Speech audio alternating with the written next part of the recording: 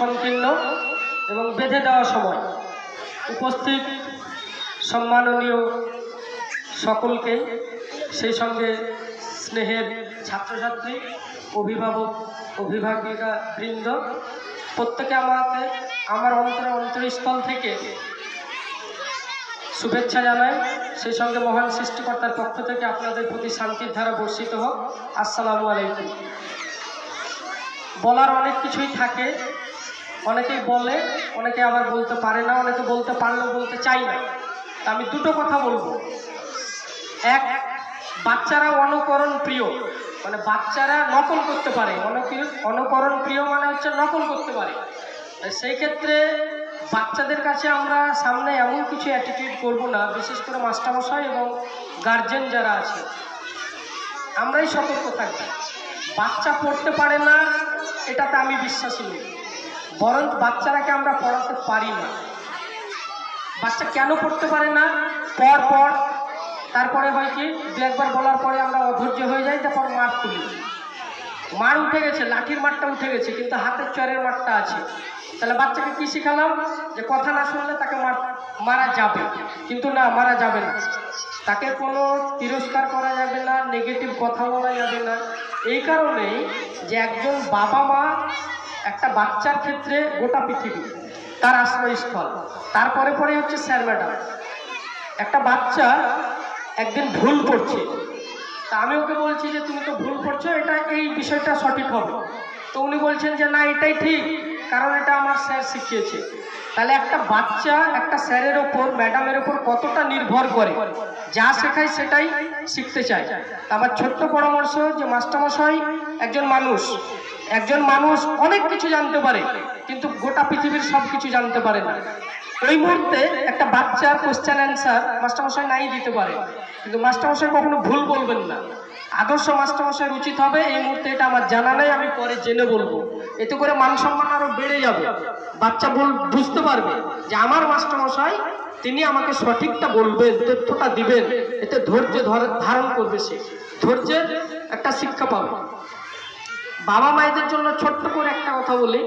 দেখবেন যে বাড়িতে আমাদের যখন ভালো মন্দ খাবার হয়, আমিষ হয়, তো অনেকদিন মাছ হয়, বাবারা একটা হিসাব করে কি যে সকালবেলার দিকে যেন সবারই ঠিকঠাক হয়ে যায়, কিছুটা বাঁচলে আবার রাত্রে হয়।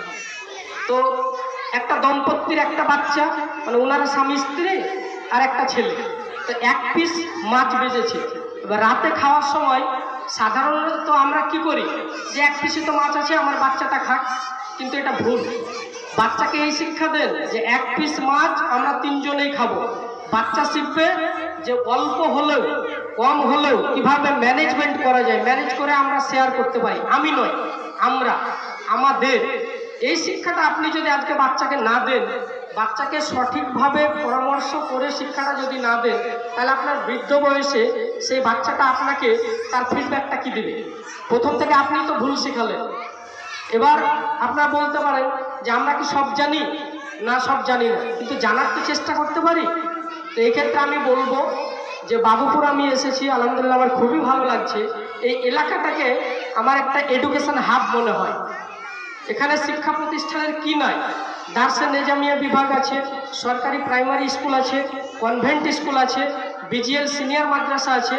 তাহলে সিনিয়র মাদ্রাসায় আমরা পড়াবো কেন, বা মাদ্রাসায় একটা বাচ্চাকে দিব কেন, স্কুলে একটা বাচ্চাকে দিব কেন? তার তিনটা পয়েন্ট। প্রথম কথা হচ্ছে ধর্মীয় শিক্ষা তাকে দিতে হবে।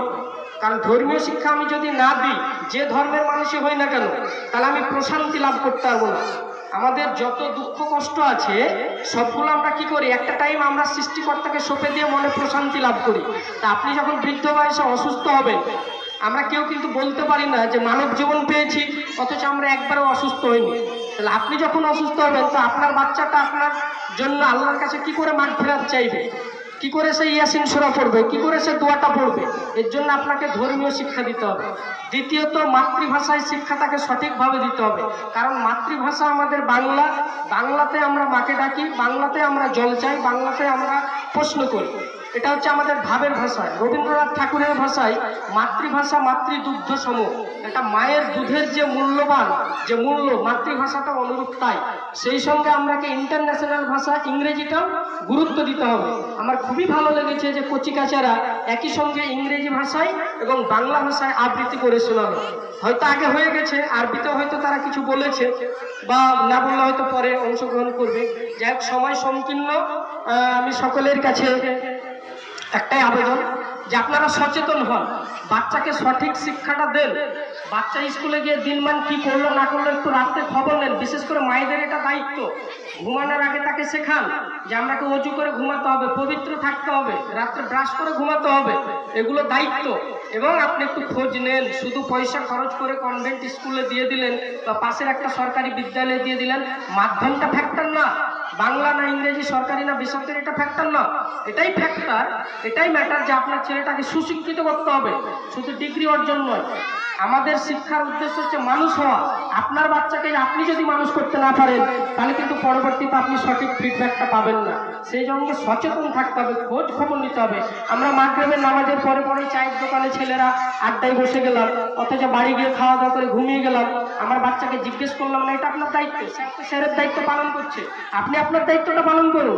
যে কোন স্যার ম্যাডাম তোমাকে কি টাচ করেছে, ব্যাড টাচ না গুড টাচ, কি পড়া দিয়েছে, তুমি পেরেছো না পারোনি, দুষ্টুমি করেছো না করনি, তোমার টিফিনটা কেউ কেড়ে খেয়ে নিয়েছে কিনা, কেউ তোমাকে খামচে দিয়েছে কিনা, কেন দিল, আপনার ছেলেটা দুষ্টুমি করেছে না অন্যের ছেলে হয়েছে দুষ্টুমি করেছে। আপনি আসুন, গার্জেন মিটিংয়ে আসুন, স্যার ম্যাডামের সাথে নিয়মিত কন্ট্যাক্ট রাখুন, যোগাযোগ রাখুন। আপনার ছেলে মেয়ের উন্নতি করার জন্য কি করতে হবে সেটা বলুন, আপনার কি সমস্যা আছে সেটা বলুন। যাই হোক, আল্লাহ আমরাকে সঠিক বুঝ দান করুক। সত্য এবং মিথ্যা, ভালো এবং মন্দের পার্থক্য যেন আমরা নির্ণয় করতে পারি, এবং আমাদের সমস্ত উদ্দেশ্য হয় যেন মহান সৃষ্টিকর্তাকে সন্তুষ্ট করা।